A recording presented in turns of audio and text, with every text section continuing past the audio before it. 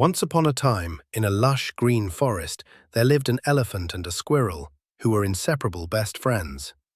They spent their days playing under the bright sunshine, laughing along the banks of the sparkling river. The elephant, with his majestic stature and gentle nature, adored the little squirrel. He loved to entertain his friend in the broad ways only an elephant could. One of his favorite games was to lift the squirrel high into the air and toss him playfully into the water. With each toss, the elephant's laughter echoed through the woods, believing that his actions were a source of immense joy. The truth, however, was far from what the elephant imagined. The squirrel, small and fragile, was not a natural swimmer. Each time he was flung into the river, fear gripped him, and he frantically paddled to stay afloat, his tiny paws barely managing to save him from the clutches of the water. Despite his chattering teeth and dripping fur, the squirrel never mustered the courage to speak up, worried that the truth might disappoint his towering friend. Yet, inside, he wished for the games to stop. Days turned into weeks. The routine continued until one afternoon, as they rested in the shade of a grand old oak,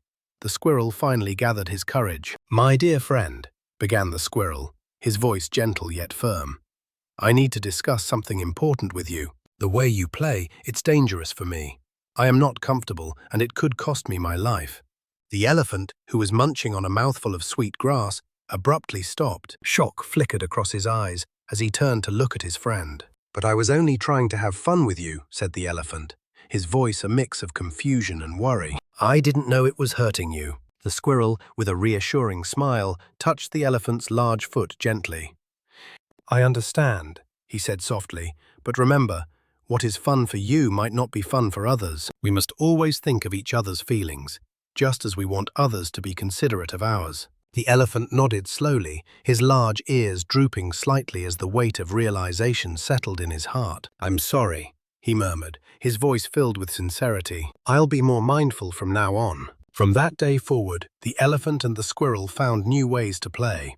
They explored the forest, shared stories, and occasionally the elephant would spray the squirrel gently with water, which would make the little creature giggle, safe and dry. Their friendship grew stronger, grounded in understanding and respect for one another. And in that tranquil forest, the lesson lingered. True friendship considers the heart of the other, turning thoughtfulness into joy.